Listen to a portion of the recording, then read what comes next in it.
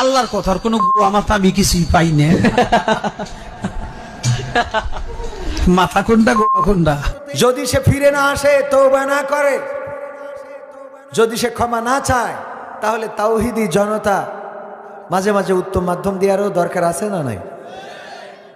কারণ ওমর রাদিয়াল্লাহু তাআলা আনহুর কাছে একবার একজন এসেছে বিচার ছানি করার জন্য। ছানি মানে যে বোঝেন তো, দ্বিতীয়বার বিচার করতে। কারণ কি? কারণ নবী বিচার করে দিয়েছে, পছন্দ হয় নাই। ওমর বলতেছে তোমার পছন্দ হয় নাই? কয় আমার পছন্দ হবে কি করে? আমি মুসলমান, নবী মুহাম্মদ ইহুদির পক্ষে রায় দিয়েছে, এটা কি মানা যায়? ওমর রাদিয়াল্লাহু তাআলা বলতেছে সত্যি পছন্দ হয়নি? কয় না, পছন্দ হয়নি, এই জন্য আপনার কাছে আইছি, কারণ আমি জানি যে আপনি দেশপ্রেমিক। বলছে বৈশ আমি আসতেছি। ভিতর থেকে তরবারি খান বের করে নিয়েছে, একেবারে কুলা তরবারি। দেখি মনে কাছে যাক ইহুদির এখন কুপান দেবে এক কান। এসে বলতেছে ওগো মুসলমান, তোমার কি বিশ্ব নবীর বিচার পছন্দ হয় নাই? বললো না। বললো সত্যি হয় নাই? না। হয় নাই? না। বললো আল্লাহর নবীর বিচার যার পছন্দ হয় না, তার রায় শুধুমাত্র তরবারি দিতে পারে। এই তরবারি দিয়ে দ্বিখণ্ডিত করে দিল। ওগো আমার ভাইরা, বিশ্ব নবীর বিচার পছন্দ হয় নাই, দেহ থেকে ধরটারে আলাদা করে দিয়েছে। ধর থেকে দেহটা, নাকি মাথা থেকে? না, দেহ থেকে মাথাটা আলাদা করে দিয়েছে। এই রাতটা 2 দিন ব্যাপী প্রোগ্রাম। গতকালকে আজকে সমাপনী দিবস। গতকালকে ভূমিকম্প হয়েছিল, আল্লাহ আমাদের হেফাজত করেছেন আলহামদুলিল্লাহ। তিনি চাইলে যে কোনো মুহূর্তে দুনিয়াকে উলটপালট করে দিতে পারেন। এই পৃথিবীটা কাঁপিয়ে দিয়েছেন। এরপরেও যদি আমাদের ভয় না হয়, তাহলে আমাদের জন্যেই আল্লাহর ওই আয়াতটা, খতমাল্লাহু আলা কুলুবিহিম ওয়া আলা সামঈহিম ওয়া আলা আবসারিহিম গিশাওয়াতু ওয়া লাহুম আযাবুন আযীম, এই আয়াতটা আমাদের জন্য। আমরা ওই ভূমিকম্পেও আমাদের হেদায়েত হবে না। আর কবির বিন সামাদের ওয়াজে তো এটা প্রশ্নই আসে না। যেখানে আল্লাহ ঝাঁকুনি দিয়ে হয় না, সেখানে কবির বিন সামাদের ঝাঁকুনিতে হবে। আমার যখন ফুরাবে দিন, আসবে গহীন রাতি। আমার যখন ফুরাবে দিন, আসবে গহীন রাতি। থেকো আল্লাহ জীবনে, থেকো আল্লাহ জীবনে, হয়ে চির সাথী। আসবে গহীন রাতি। আমার যখন ফুরাবে দিন, আসবে গহীন রাতি। জীবন নদীর দুকুল জুড়ে আসলে অমানিশা, থাকবে না আর দু চোখে হায় একটু আলোর দিশা। জীবন নদীর দুকুল জুড়ে আসলে অমানিশা, থাকবে না আর দু চোখে হায় একটু আলোর দিশা।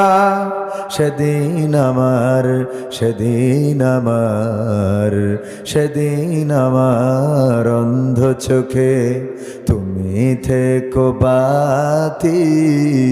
আসবে গহীন রাতি। আমার যখন ফুরাবে দিন, আসবে গহীন রাতি। আমার আমার বলে যেদিন কাউকে পাবো না, সেদিন আমার শূন্য হিয়ায় তুমি থেকো সান্ত্বনা, তুমি থেকো সান্ত্বনা। আমার আমার বলে যেদিন কাউকে পাবো না, সেদিন আমার শূন্য হিয়ায় তুমি থেকো সান্ত্বনা, তুমি থেকো সান্ত্বনা। আখির আলো নিভে যেদিন মনে আলো দিয়ে, আসবে না কেউ অন্ধ চোখে একটু আলো নিয়ে। আখির আলো নিভে যেদিন হৃদয়ে আলো দিয়ে আসবে না কেউ অন্ধ চোখে একটু আলো নিয়ে সেদিন আমার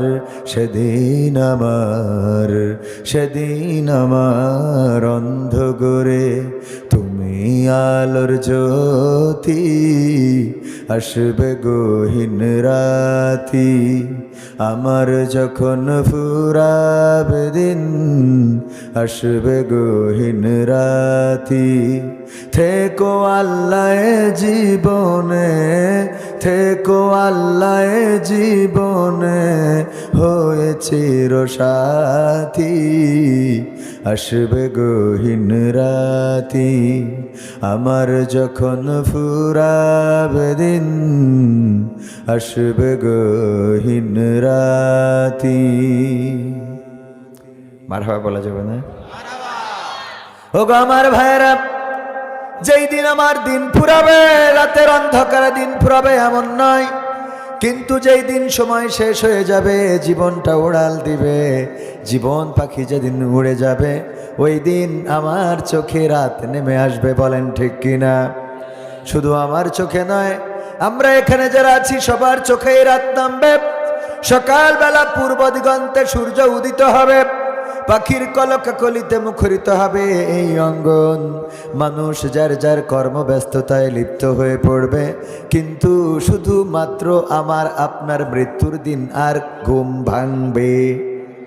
আমাদের ঘুম ভাঙবে না, সন্তান চিৎকার করে কান্না করবে, মা বাবা আপনজন যারা বারবার বলবে একটিবার সাড়া দাও, একটিবার কথা বলো না, কারো কথায় সাড়া দিতে পারবো না, কারো কান্না আমাদের কর্ণকুহরে প্রবেশ করবে না। চিরজনমের মতো যেদিন বিদায় নিয়ে চলে যাব, ওই দিন জীবনে অন্ধকার নেমে আসবে। ওই দিন সাথী হিসাবে যদি আল্লাহকে পাওয়া যায়, এর থেকে বড় আর কিছু কি হতে পারে? এর চেয়ে বড় পাওয়ার কিছু হতে পারে না। আল্লাহ রাব্বুল আলামিনকে যদি পাওয়া যায়, আমার রব তো এমন রব যিনি আমরা বেঁচে থাকতেও আমাদের পাশে আছেন, মরে গেলেও পাশে থাকার সক্ষমতা আল্লাহর আছে না নাই? আমাদের আপনজন যারা বেঁচে থাকলে পাশে থাকে, সুখে থাকলে পাশে থাকে, টাকা থাকলে পাশে থাকে, অর্থবিত্ত ক্ষমতা থাকলে পাশে থাকে, ক্ষমতা হারালে পাশে পাওয়া যায় না, এমন মানুষ আছে না নাই? আমার আওয়ামী সরকার ডাকলো 13 তারিখে লকডাউন, বলেন দেখি রাস্তায় কি কেউ নেমেছে? কথা কয় না। মাত্র 1.5 বছর আগেও মনে হতো গোটা দেশটাই আওয়ামী লীগ দিয়ে ভরা, আবার 1.5 বছর পরে এখন দেখা যায় তাদের কথায় রাস্তায় নামার মতো কোনো মানুষ। তার মানে ক্ষমতা ছিল যতদিন, পক্ষে ছিল ততদিন, ক্ষমতা ছিল যতদিন, রাজপথেও ছিল ততদিন, পেয়েছে যতদিন, খেয়েছে যতদিন, রাজপথে ছিল ততদিন। যখন দেখেছে নেত্রী নাই, তখন বলে দিয়েছে আমরাও। ঠিক বলছি না বেঠিক বলছি? তার মানে আপনার আপন বলে কে আছে? আপন বলে কোন বন্ধু আছে? আমি মাঝে মাঝে আলোচনায় বলি, দেখেন আল্লাহর জন্য যারা নিবেদিত প্রাণ হয়, আর আল্লাহ যাদের জন্য হয়ে যায়, এর থেকে বড় পাওয়া, বড় প্রাপ্তি আর কিছু হতে পারে না। আপনার স্ত্রী যাকে নিয়ে ঘুমিয়ে থাকেন, সেও আপনার হত্যা করে পালিয়ে যায়, এমন ঘটনা আছে না নাই? অনেক কিছু কেটে কুটে নিয়ে যায়, সেগুলো বাদ দিলাম, মেরেও রেখে যায়। ঠিক না বেঠিক? যার সাথে ঘর কন্যা করেন, যে আপনার সন্তানের মা, যার জন্য দিনরাত পরিশ্রম করেন, সেই স্ত্রীও আপনার বিরুদ্ধে ষড়যন্ত্র করে, মারার পায়তারা করে, আপনাকে ছেড়ে যাওয়ার পরিকল্পনা করে। এমন কি ছেড়ে যায়, এমন নজির আছে না নাই? ছেড়েও যায়, আর স্বামী ভালো লাগে না, পরকীয়া করে অন্যের প্রেমে মত্ত হয়ে যায়। স্বামীর সাথে মিথ্যা বলে, এমন আছে না নাই? স্বামীরে ভুলভাল বুঝাই, স্বামীরে উল্টা পাল্টা বুঝাই। একসাথে শুয়ে থাকা মানুষটাও আপনার আপন নয়। আপনার মা বাবা, আপনার আপনজন কতটুকু